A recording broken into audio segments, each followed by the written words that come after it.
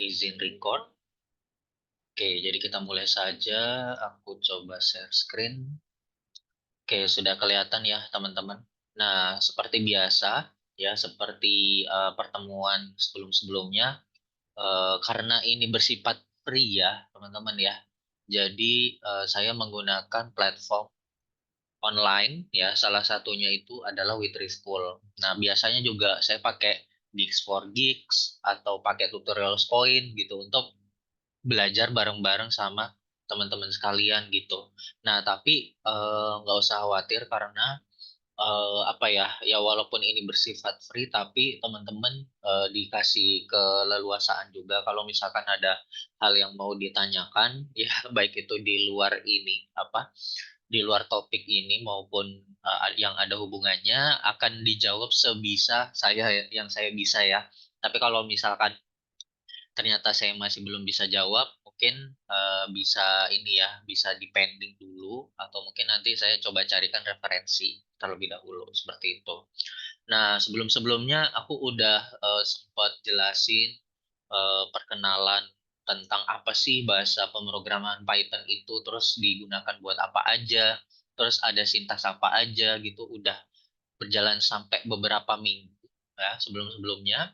Nah, tapi mungkin malam hari ini aku mau lanjutin dari minggu yang sebelumnya ya, yang minggu sebelumnya itu kita sempat membahas tentang SQL. Sebenarnya kalau secara keseluruhan itu kita fokusnya minggu kemarin itu mengenai modul Pandas. Jadi modul Pandas itu digunakan untuk membantu kita melakukan proses analisa data atau kita screening datanya.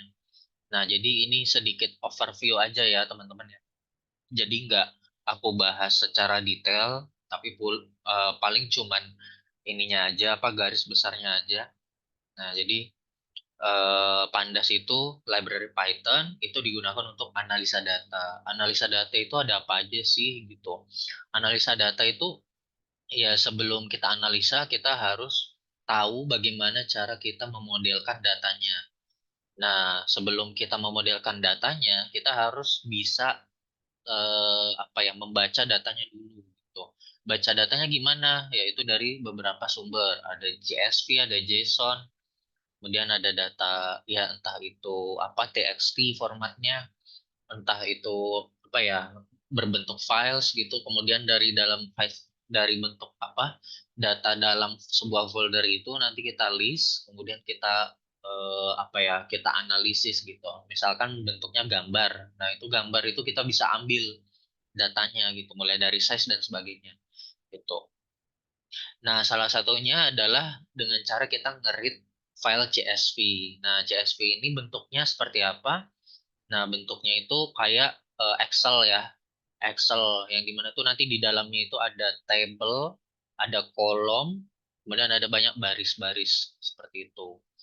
Nah, mungkin sekalian aja aku buka ya, sambil buka PyCharm.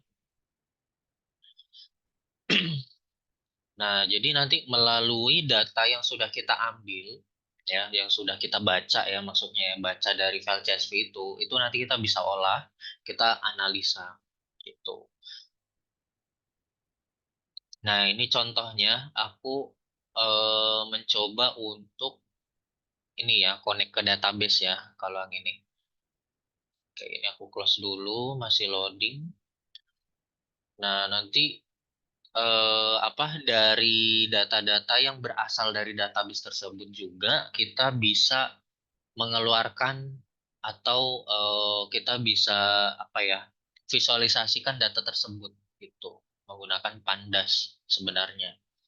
Nah, tapi mungkin malam hari ini kita fokus dulu untuk pelajarin beberapa query yang sebelumnya kita belum sempat pelajarin ya. Sama kita akan membahas tentang secara teori mungkin ya fundamentalnya bagaimana apa sistem tabel dan juga relation antar table menggunakan SQL. Jadi malam ini mungkin lebih ke SQL ya, teman-teman ya. Mungkin nggak terlalu ini ke Python, nggak terlalu menjorok menjuruk ke Python, tapi nggak masalah. Nanti kita akan coba untuk implementasi menggunakan modul MySQL Connector ini. Nah, data-data itu bentuknya seperti ini ya, data CSV. Nah, sebenarnya cukup sederhana, cuman ada header ya sebagai komponennya. Ada header. Header itu berarti apa? Judul dari data yang akan kita ambil gitu. Contoh ini duration. Untuk yang kolom pertama berarti yang kolom pertama ini duration semua datanya gitu. Pulse, max pulse, calories. Nah, ini case-nya adalah kita pengen tahu seberapa lama apa seberapa banyak kalori yang apa yang dikeluarkan ketika kita melakukan workout gitu. Ini contohnya. Nah, kemudian dalam bentuk JSON juga bisa seperti ini. Itu apa ya? Bisa kita konversi menggunakan apa modul Pandas, kita konversi menjadi JSON, terus dari JSON ke CSV itu juga bisa. Ya, terus kita baca juga, kita apa keluarkan di terminal itu juga bisa, ya tinggal di read aja. Nah, data data ini itu nantinya akan kita olah terus bisa kita plotting gitu. Nah, ini salah satu metodenya ya, read CSV, kita baca, nanti dia bisa langsung membaca semua data di visualisasikan dalam bentuk data frame seperti ini gitu. Nah, seperti itu ya. Read CSV, read JSON, kita pakai read JSON, kita pakai ininya, datanya, kita ambil datanya, terus kita tampilkan di eh, apa di terminal gitu. Nah, terus buat analisa data itu ada beberapa sintaks juga kayak .head ini berarti buat mendapatkan data 10 teratas gitu. Karena head itu kan berarti kepala, kepala dari table itu kan berarti yang atas gitu. Kalau yang bawah itu berarti tail. Tail itu berarti ekor gitu ya. Berarti 10 data terakhir yang akan kita ambil. Misalkan di sini kita masukin angka 10 gitu. Kalau misalkan 20 berarti 20 angka terakhir. Kalau nggak dimasukin data berarti apa angka berarti defaultnya kita pakai 5 data terakhir gitu. Terus ada .info, .info ini berarti untuk mendapatkan informasi secara detail dari data yang kita baca, baik itu CSV, JSON dan sebagainya gitu. Misal dalam file CSV itu ada berapa entry, berapa baris, ya ada 169 entries. Terus di sini ada indeksnya. Indeksnya itu mulai dari indeks ke 0 sampai 168. Terus jumlah kolomnya itu juga bisa ketahuan melalui .info, ada total berapa kolom. Terus di sini kita bisa tahu tipe datanya. Ya, tipe data itu berarti kalau misalkan data yang kita baca tuh bentuknya angka, bisa aja di sini integer 64 atau 32 atau float 64 gitu. Nah, ini sebenarnya binary-nya ya. Nah, kemudian di sini ada apa ya? Berarti ketahuan dari berbagai kolom itu nanti tipe datanya yang float ada berapa, integer ada berapa. Nah, ini sorry ya. Terus memory usage berarti jumlah memori yang apa? Yang istilahnya itu dimakan oleh data CSV itu gitu. Maksudnya yang di ini CSV-nya gitu. Apa beratnya itu berapa? Kapasitasnya gitu. Terus cleaning data itu ada apa? Ada beberapa data yang ini mekanisme ya. Ada beberapa data yang perlu kita cleaning apabila terjadi beberapa hal sebagai berikut. Di antaranya itu ada sel yang kosong, terus format data yang salah gitu ya.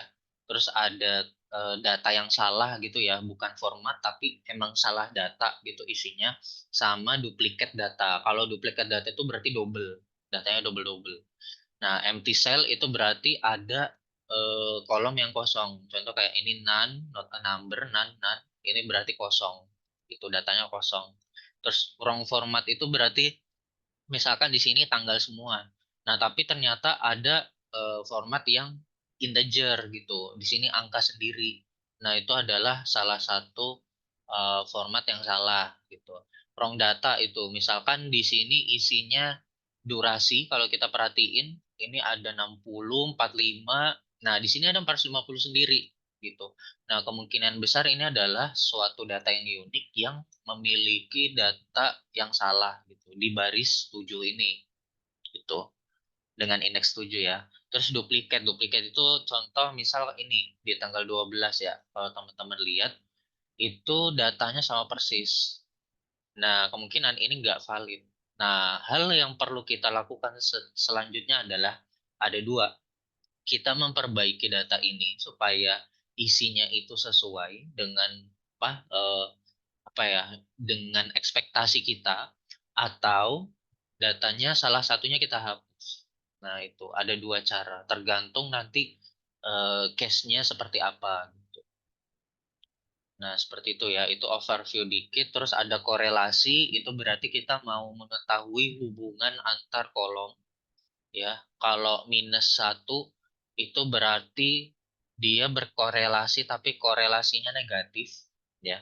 Kalau 1 berarti korelasi positif gitu. Ada hubungannya, hubungan positif. Kalau mendekati angka 0 itu berarti semakin datanya itu tidak mempunyai korelasi satu sama lain antar kolomnya gitu. Terus cara mengeplotingnya juga kita bisa tampilkan dalam bentuk seperti ini ya, bentuk grafik. Mau dalam scatter plot maupun dalam garis, batang, itu kita bisa atur di sini semuanya. Nah, mungkin teman-teman bisa melihat rekaman dari ini ya, dari Verdes Free Class sebelumnya ya, kalau misalkan teman-teman penasaran dan pengen belajar gitu.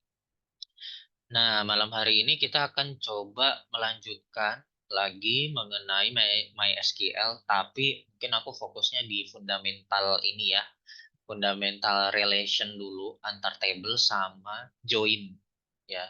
Nah, kebetulan join ini sebenarnya tidak sesimpel yang kita lihat. Sebenarnya ya simple, tapi mungkin ada beberapa hal yang butuh kita pelajari. Karena join ini sendiri itu ada beberapa jenis gitu. Nah, jadi aku ini ya, aku get start dulu aja ya. Nah, di sini aku sudah coba impor ya. MySQL Connector ini salah satu apa? Salah satu modul dari Python ya ini. Nah, jadi di make sure dulu kita udah menginstal ya di interpreternya. Kemudian kita coba connect ke database. Nah, database-nya ini kebetulan aku pakai yang di lokal database gitu.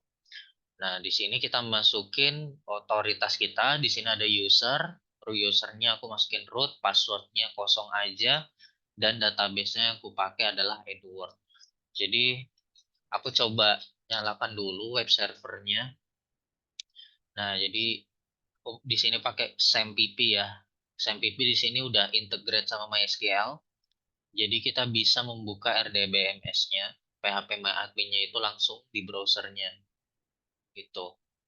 Nah, caranya berarti kita tinggal ketik aja localhost php-myadmin seperti ini gitu. Nanti dia akan diarahkan ke RDBMS.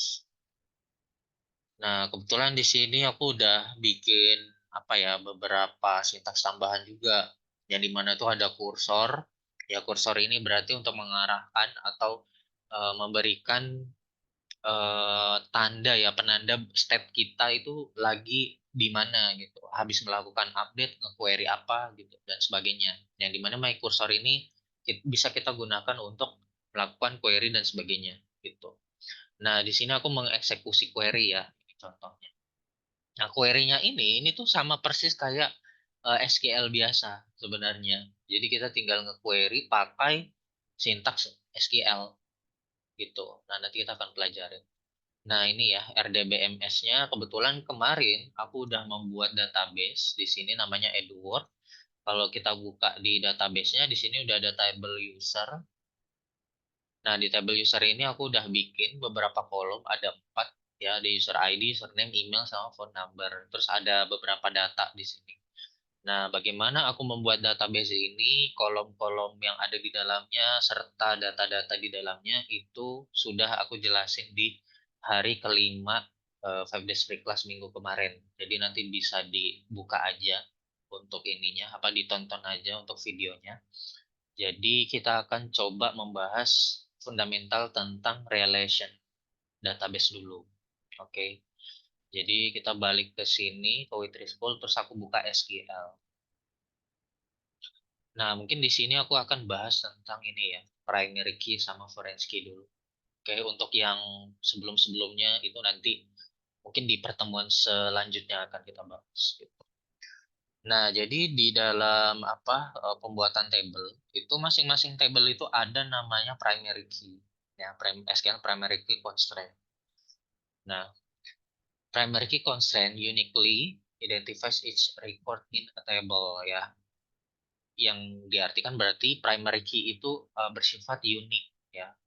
Digunakan untuk sebagai identifikasi gitu, identitas gitu, sebagai identitas dari setiap record, dari setiap baris di dalam sebuah table gitu. Jadi primary key itu identitas gitu. Primary key must contain unique values and cannot contain null values gitu. Jadi maksudnya adalah primary key itu harus berisikan value yang unik. Nah, value yang unik itu maksudnya apa? Contoh kayak misal kita mendaftar di sebuah kampus universitas, kita punya NIM kan. Nah, otomatis mahasiswa yang lain itu pasti nggak punya NIM yang sama kayak kita. Semua mahasiswa itu punya NIM yang berbeda-beda semua, benar? Kalau ada NIM yang sama berarti itu bisa dibilang error, ya itu error, sebuah kesalahan gitu. KTP, NIK kita ketika kita sudah 18 tahun ke atas gitu contoh. Ya, itu kita udah punya KTP, KTP itu punya NIK, NIK itu tiap orang berbeda-beda. Nah, itu bisa dibilang sebagai primary key in real life gitu. Jadi di kehidupan nyata kita juga punya ID gitu. Contoh kayak ya misalkan kalau tanggal lahir sama bulan itu mungkin sama ya. Gender laki-laki, nama kalau nama bisa sama seluruh satu Indonesia bisa satu orang itu bisa punya nama yang sama di setiap orang lain juga punya gitu ya. Jadi nama itu belum bisa menjadi unique key atau ID karena tiap orang bisa punya nama yang sama gitu. Nah, KTP lah yang bisa menjadi ID kita. Dan itu tidak dapat berisikan null values yang artinya nggak bisa kosong. Karena kalau kosong kita nggak tahu itu identitasnya itu siapa gitu. Jadi kalau misalkan teman-teman itu udah 17 ke atas, tahun ke atas itu disarankan ya seharusnya udah punya NIK buat kebutuhan apapun, kerja, buat nikah dan sebagainya. Table can have only one primary key. Jadi hanya bisa mempunyai satu primary key ya. Hanya satu NIK aja gitu nggak double double. And in the table, this primary key can consist of single or multiple column fields. Ya, jadi primary key dapat consist single or multiple column fields. Gitu ya. Nah, jadi following, nah ini salah satu sintaks SQL yang dimana itu fungsinya untuk membuat ID gitu di sini. Contoh misal aku membuat table ya, tabel persons, tabel orang gitu ya, contoh di sini. ID ente not null. Nah, berarti di sini kalau teman-teman perhatiin, di sini ada not null. Not null ini berarti menandakan bahwa dia tidak boleh kosong gitu. Jadi harus ada isinya. Yang dimana kalau kita kosongin, dia akan muncul error biasanya gitu. Kemudian last name juga tidak boleh kosong. First not null ya, berarti nanti kalau kita nggak isikan ya itu biasanya error gitu. Atau mungkin bakal terisi string kosong, tergantung dari sistem yang kita develop tuh. Nah, di sini kalau teman-teman lihat ada primary key, kemudian dalam kurung ID, berarti kita membuat sebuah primary key untuk kolom ID gitu. Kolom ID ini gitu. Nah, kita bisa bikin untuk yang SQL Server itu dengan cara seperti ini. Disambung aja primary key-nya. Ini untuk yang MySQL ya. Nah, ini bisa dengan cara seperti ini juga. Jadi langsung dibuatkan constraint-nya. Nah, apa itu constraint? Nanti kita akan coba ini ya, bahas ya setelah primary key. Nah, oke, ini untuk melakukan alter ya, alter table. Oke.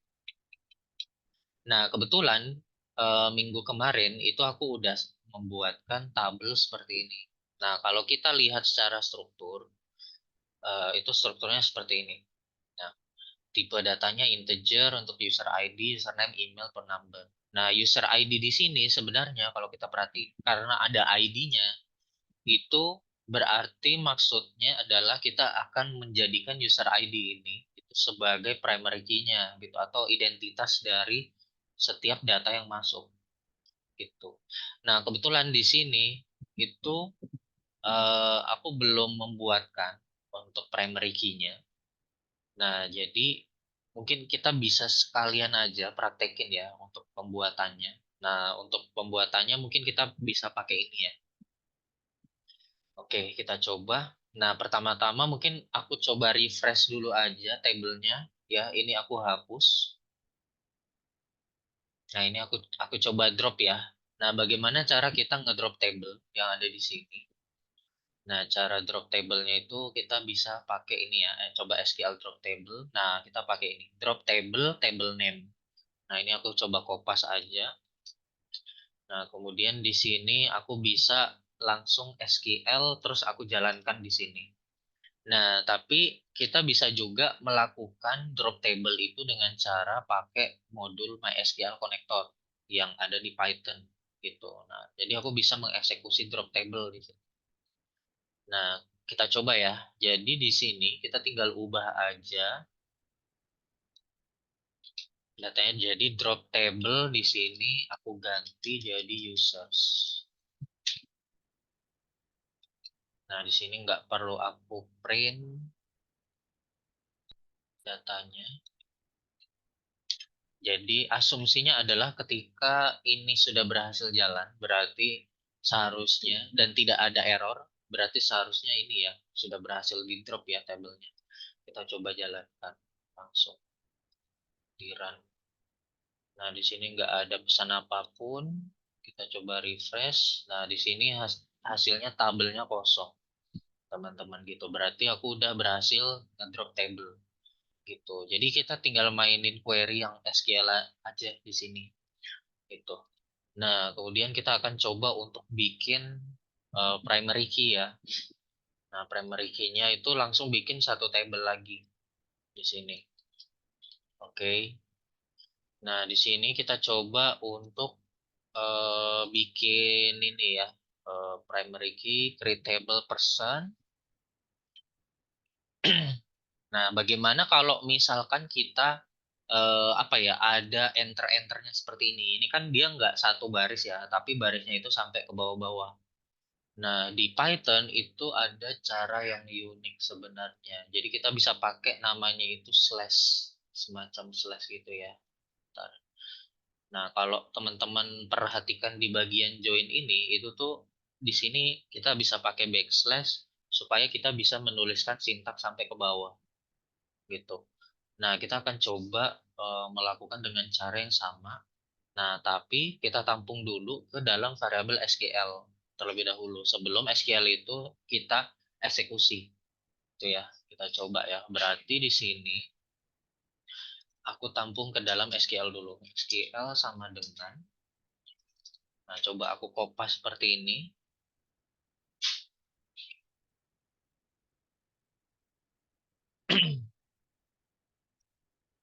Nah, kemudian di sini aku pakai seperti ini ya. Kita coba dulu ya, teman-teman.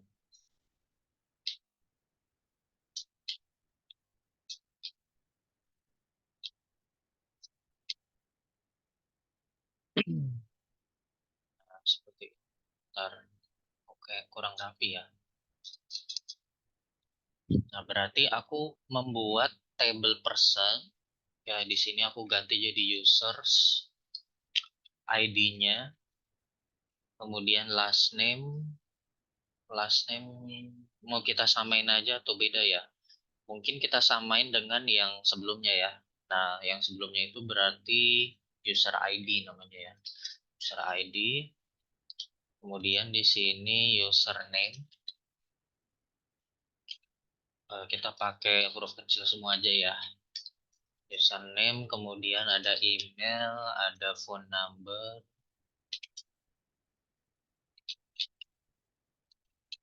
Nah, seperti ini. Phone numbernya ini pakai varchar aja. varchar 255 juga tipenya. Terus primary key-nya ID. Ya berarti ini diganti ya jadi user ID. User ID. Terus SQL-nya kita coba jalankan di sini. Nah, seperti itu.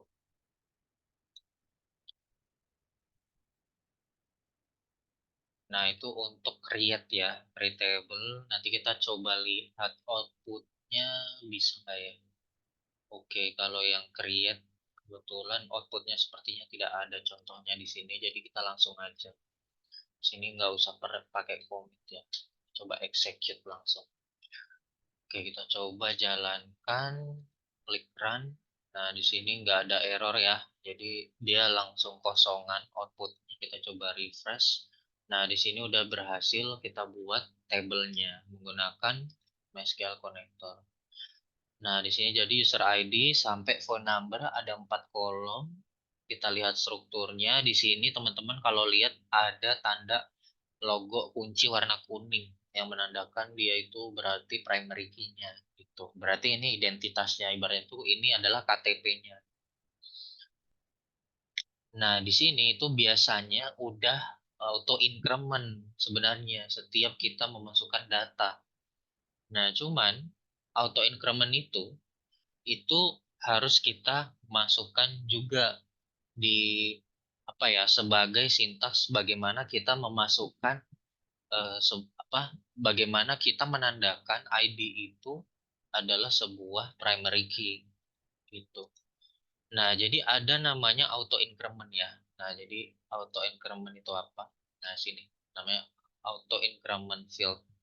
Auto increment allows a unique number to be generated automatically when a new record is inserted into a table ya. Jadi auto increment itu membuat ya allows a unique number ya. Jadi mengizinkan unique number untuk di-generate atau untuk dibuatkan secara otomatis ketika ada sebuah baris baru yang dimasukkan ke tabel. Jadi dia itu bisa apa ya dibuat secara otomatis gitu. Kita nggak perlu masukin datanya lagi. Maksudnya masukin data ID-nya gitu. Kita nggak perlu kasih identitas, dia akan secara otomatis masuk sendiri dengan ID yang baru gitu. Nah, ini ya. Jadi kita bisa menambahkan di sini namanya auto increment ya di sampingnya not null ini. Nah, kemudian di sini kita tetap masukkan primary key terus kolom apa yang akan dijadikan primary key-nya gitu. Nah, di sini penjelasannya ya. MySQL use auto increment keyword to perform an auto increment feature. Oke. Okay.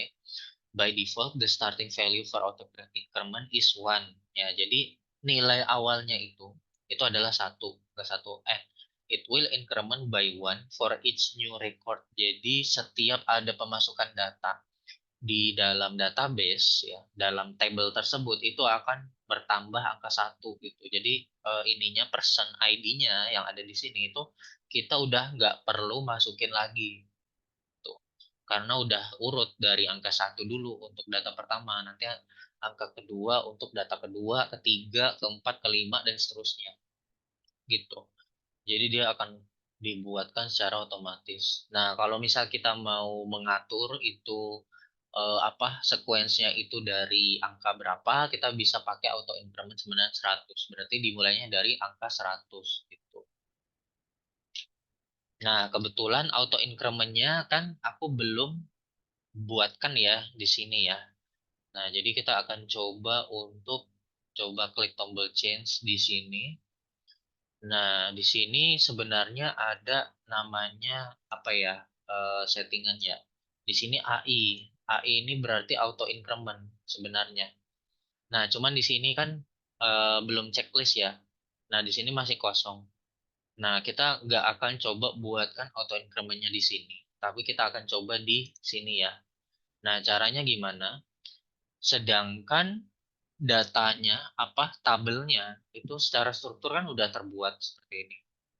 Nah, berarti apa dong yang harus kita lakukan? Apakah kita harus membuat menghapus tabel ini terus kita buatkan tabel baru atau tidak gitu. Nah, kita bisa melakukan namanya itu alter. Alter itu fungsinya adalah untuk menambahkan apa ya, properti atau eh, apa ya, karakteristik terhadap kolom dalam tabel tersebut itu mau ditambahkan apa gitu. Contoh kayak misalkan tipe datanya itu mau diubah dari integer jadi string gitu. Kita bisa melakukan perubahan dengan menggunakan alter gitu. Atau kita bisa apa ya? Ya mengupdate gitu. Update sesuatu menggunakan alter. Kita coba ya pakai alter table seperti ini. Nah, ini untuk drop column, rename, modify data type. Nah, kita akan coba untuk menambahkan auto incrementnya apakah bisa menggunakan alter ya, berhubung di sini data type semua. Oke, kita coba ya. Mungkin solusi lain itu kita bisa ngedrop kolom dulu, terus kemudian kita nambahin kolomnya gitu seperti ini. Terus kita tambahin auto increment. Nah, bagaimana kalau misalkan kita cukup menambahkan auto incrementnya aja? Alter table auto increment. Kita coba ya. Nah, kita coba lihat di Stack Overflow, teman-teman. Terus di sini, nah ini kita bisa lakukan seperti ini. I was consult with change and modify keywords before to. On can also start with. Oke, kita bisa lakukan seperti ini ya berarti ya. Alter table all items berarti ini change item ID, item ID enter 10. Oke, kita coba ya jalankan ini ya. Kita coba ubah di sini. Kita masukkan sebagai query alter table users berarti change user ID menjadi user ID. INT-nya tadi di awal di enggak ya? Enggak dimasukin apa panjangnya ya. Berarti di sini kita coba hapus aja. Terus auto increment primary key kita coba ya eksekusi.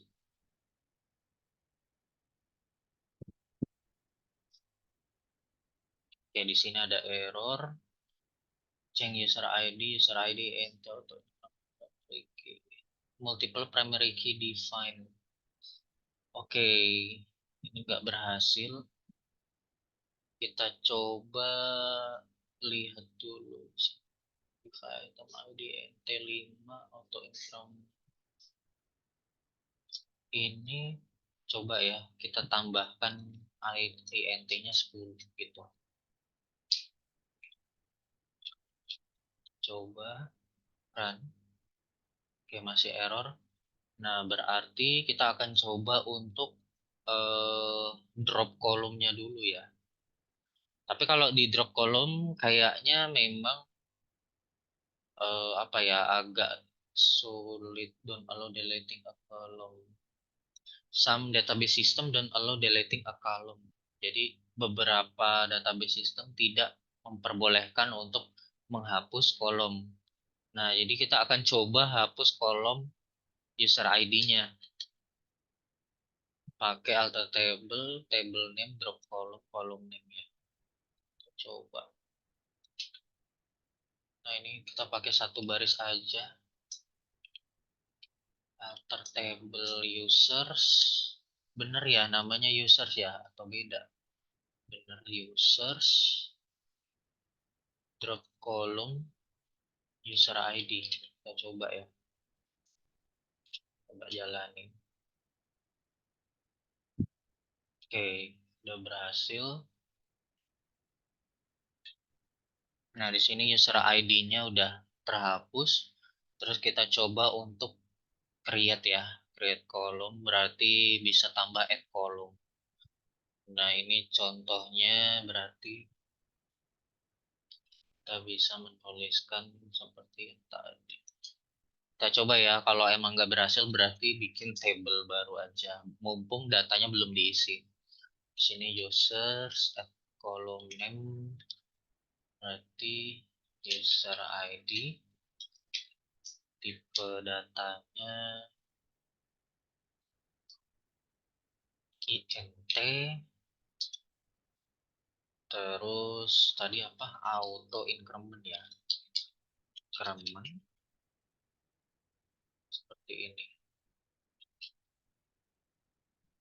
Oh iya guys, jangan lupa presensi ya, supaya nanti teman-teman bisa dapat ini apa bisa dapat sertifikat ya. Nah, jadi minimal paling nggak tuh menghadiri 4 kali sesi ya, berarti 4 hari, supaya nanti teman-teman bisa dapat sertifikat. Oke, modify data type. Di sini kita langsung masukin primary key-nya mungkin bisa ya. Kita coba. Not null dulu ya, not null terus primary key-nya langsung kita buatin aja.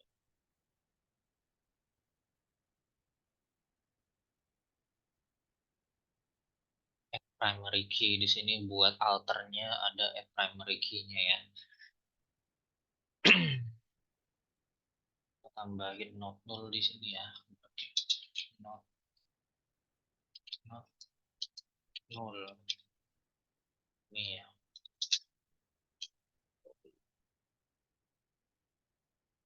Auto underscore increment. Kalau yang auto increment ada underscore-nya ya. Kita coba jalanin. Oke. There can be only one auto column and it must be defined as key. CMD query auto column must be defined as a key. User ID kayaknya cuma satu deh. Apa jangan-jangan karena udah masuk di sini ya? Tadi yang sebelumnya ya, auto kolomnya. Auto auto kolomnya must be defined as a key. Masih error. Coba kalau misalkan auto incrementnya kita hapus aja ya.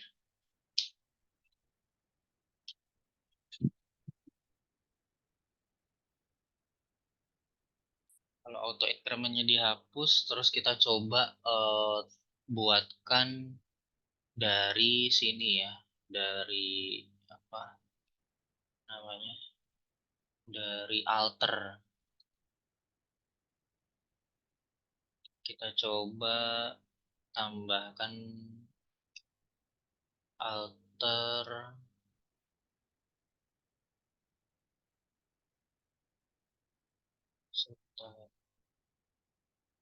alter table at primary key. Kita coba ya.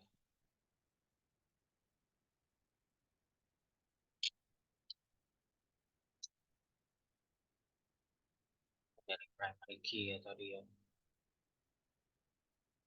Nah ini kita coba di sini auto incrementnya bisa jalan atau enggak. Kalau enggak jalan berarti kita kita buatkan manual aja di ini ya, di MySQL-nya aja langsung. Berarti di sini user ID.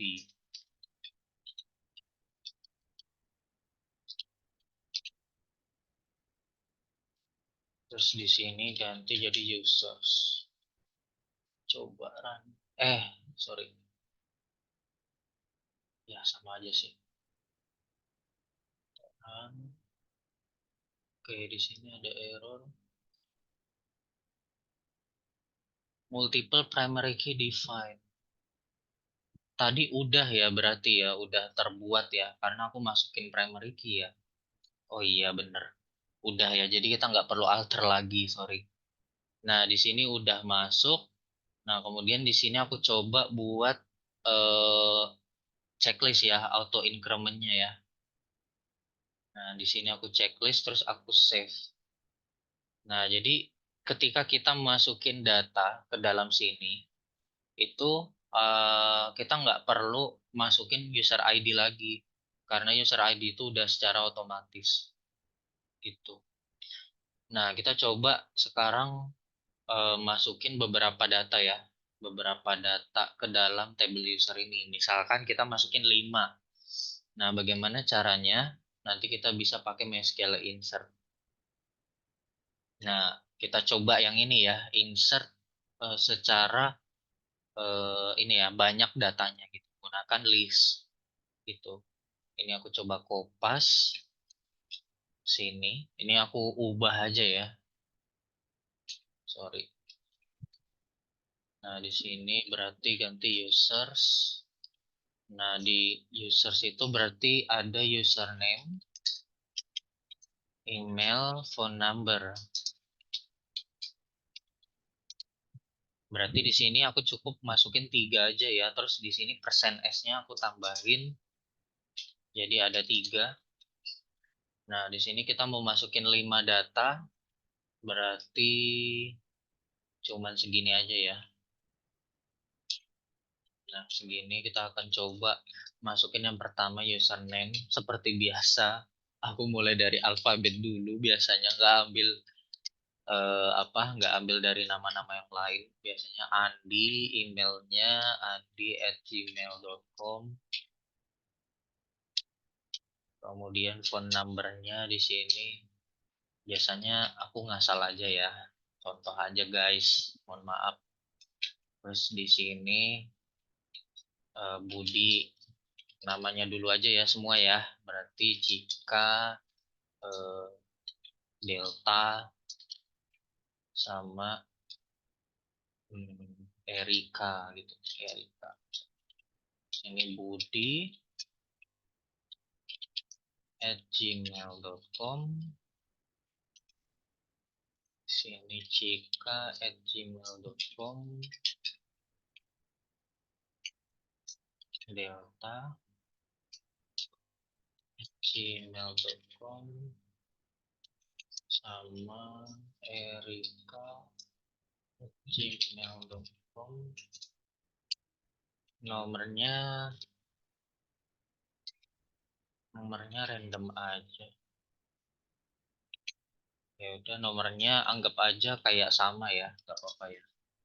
Buat ngetes.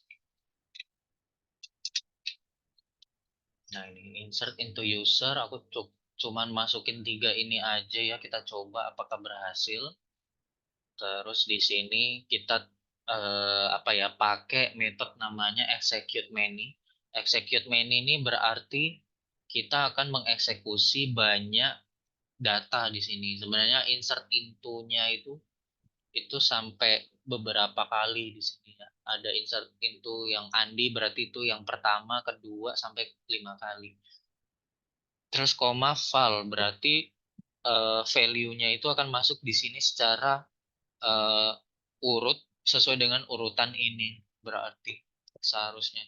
Kita coba cek dulu database-nya apa di tabelnya itu kolomnya berarti di sini ada user ID ya, user ID, username, email, phone number. Nah, cuman di sini agak nggak biasa ya aku lihatnya karena biasanya user ID di sini itu biasanya di paling atas, cuman nggak apa-apa, seharusnya sama aja sih. Kita coba eksekusi. Nah, di sini 5 was insert. Berarti ini seharusnya 5 row ya. 5 row was insert. Nah, di sini kalau teman-teman lihat, kita coba, oh sorry, kita coba lihat cek edward lagi, user. Nah, di sini kalau teman-teman lihat, berarti kita udah berhasil masukin datanya itu sampai 5 ya. Nah, di sini kalau diperhatiin user ID-nya itu kita nggak masukin di sini ya. Nggak masukin di sini sebagai kolom yang harus kita masukin datanya. Di sini udah langsung secara otomatis ada datanya 1, 2, 3, 4, 5. Berarti kalau misal kita nginput lagi dia berarti angka yang setelah angka 5 ini gitu. Nah, apa yang terjadi kalau misalkan aku ngedelete salah satu dari apa baris yang ada di sini? Nah, berarti apakah dia akan mulai dari 5 lagi? Tidak, dia akan melanjutkan lagi gitu. dari state yang terakhir. Berarti state yang terakhir kan ini berarti 6 ya, angka 6. Berarti dia akan melanjutkan angka 6 dan seterusnya. Nah, kenapa pakai angka? Karena angka itu bersifat bersifat unik dan tak terbatas sebenarnya. Sebenarnya ya ada batasnya gitu. Cuman kan mulai dari angka 1, 1000, 1000 masih ada atasnya lagi sampai 1 juta, 1 juta sampai triliun. Nah, itu kan nol, nol sampai ke kanannya itu ada banyak ya. Jadi mau usernya sebanyak apapun itu kita bisa pakai angka untuk identitas. Gitu. Nah, kita coba masukin data misalkan 3 lagi ya. 3 nama lagi. Berarti sini EF Fadil. Gitu. Untuk Fadil, EF Gita, GH berarti siapa Hiroshi. Gitu, contoh. Nah, ini aku hapus cuma 3 data aja. Sini.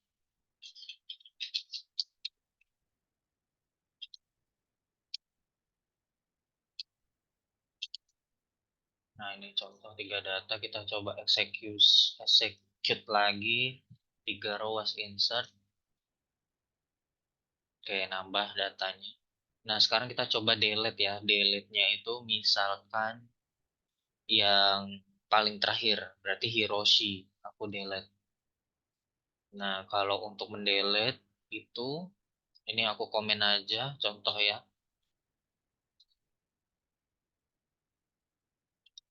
Komen aja. Aku bikin SQL lagi di sini. SQL sama dengan drop. Berarti kita mau delete record ya. Nah, bagaimana caranya kita delete? Nah, di sini kita bisa pakai query delete ya, delete from. Nah, ini kita kopas aja. Nah, delete from users where name sama dengan Hiroshi. Hiroshi. Oke. Terus kita coba execute my cursor dot execute dalam kurung SQL. Kita coba kan. Sorry. Unknown column name, sorry. Ini harusnya username ya. Username. Karena nggak ada kolom nama. Kita coba run. Oke, berhasil. Coba refresh.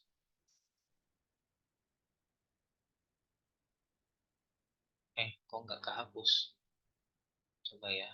Share from user where username sama dengan Hiroshi. Hiroshi. Coba kita lihat dulu lagi. Mengapa tidak terhapus? Apakah karena ini ada spasi? Seperti ini kita coba ya.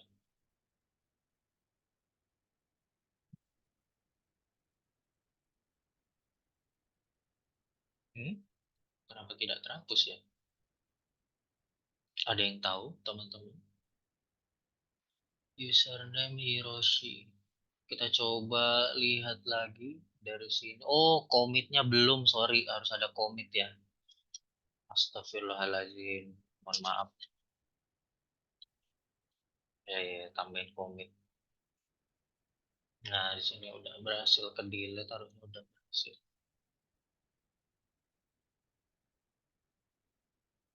Oke, udah ya, udah ke delete. Terus kita coba untuk ini ya, nambahin data lagi. Kita tambahkan data lagi, berarti yang ini aku komen dulu. Berarti guys, terus aku tambahin data lagi di sini. Contoh nambahin datanya, misal nambah 3 lagi aja ya. Berarti huruf H, I misalkan. Misalkan I itu berasal intan. Contoh intan. J, Joko. K berarti Karina.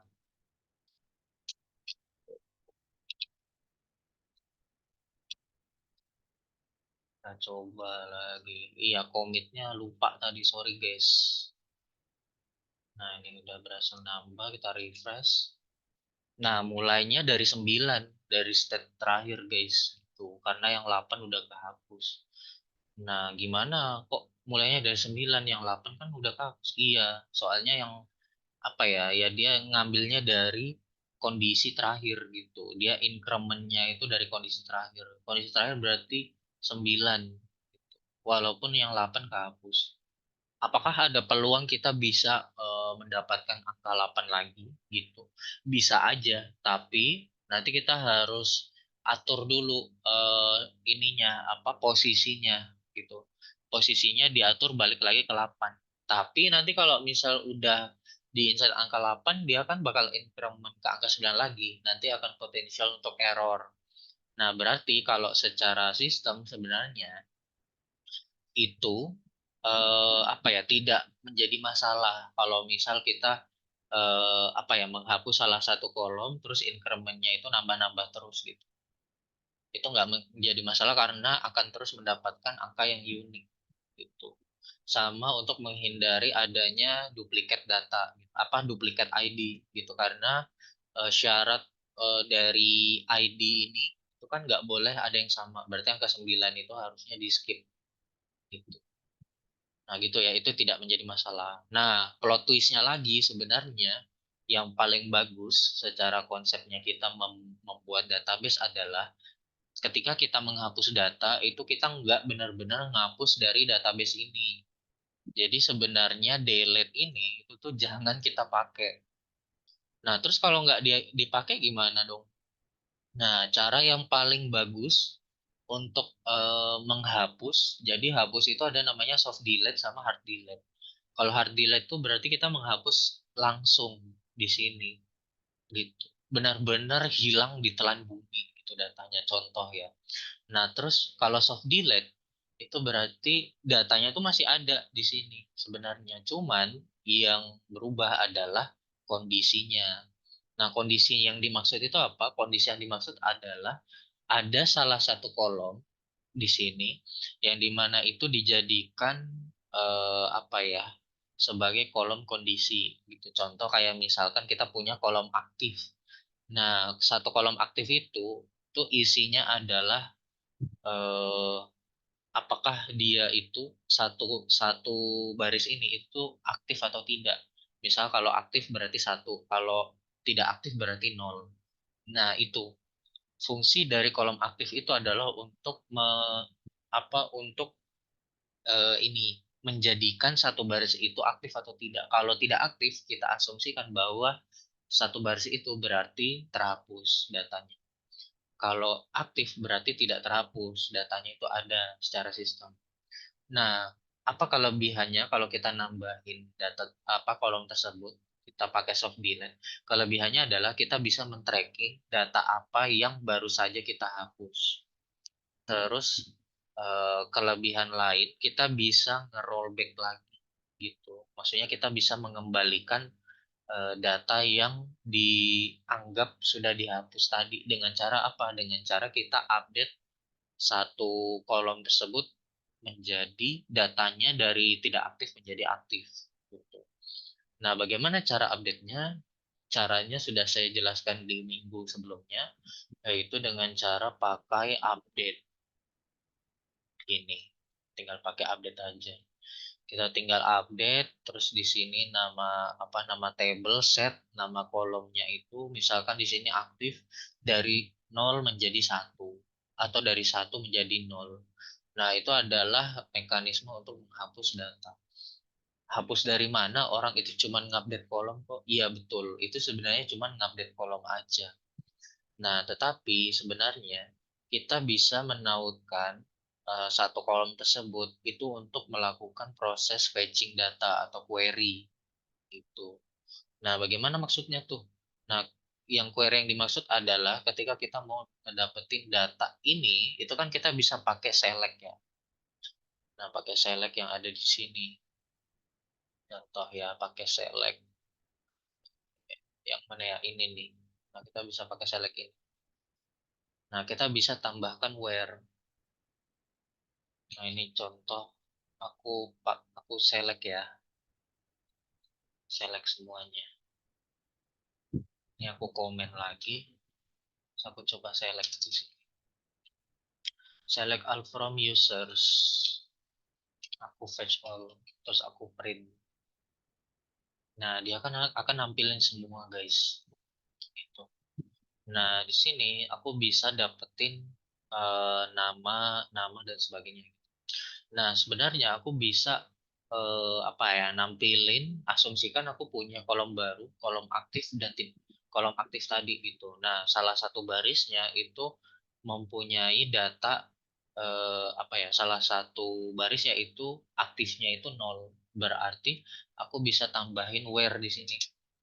Where misalkan nama kolomnya aktif ya, aktif sama dengan satu. Nah, berarti aku ingin mendapatkan semua data user yang di mana itu yang kolom aktifnya itu sama dengan satu. Yang berarti yang eh, barisnya itu tidak dihapus, gitu maksudnya.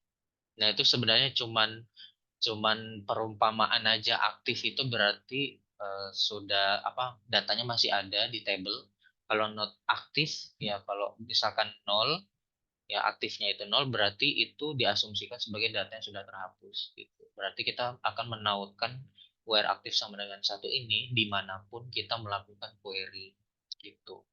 Nah, untuk prakteknya mungkin kita bisa lakukan di esok hari ya, berhubung sekarang udah jam 9 malam.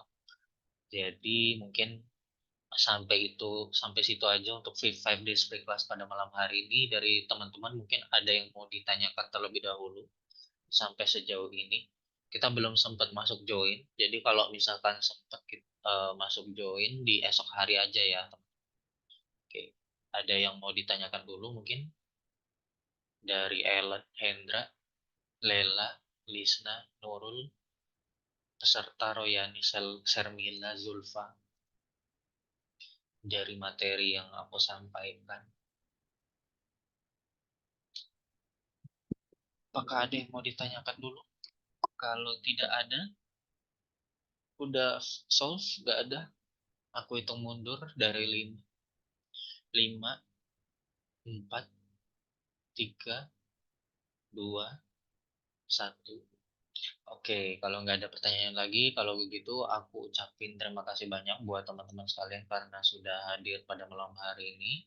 Ya, kurang lebihnya mohon dimaafkan. Kita akan bertemu lagi untuk membahas lebih lanjut mengenai apa modul MySQL ini lagi ya, sebelum kita masuk ke MongoDB ya di esok hari. Aku izin akhir aja untuk sesi 5 days free class pada malam hari ini. Terima kasih banyak buat Ellen, Hendra, Lela, Lisna, Nurul, peserta Royani, Sarmila, dan Zulfa karena sudah hadir. Semoga ilmunya bermanfaat. Kurang lebihnya mohon dimaafkan. Selamat malam, selamat beraktivitas kembali. Thank you. Iya, sama-sama Lela. Thank you, thank you.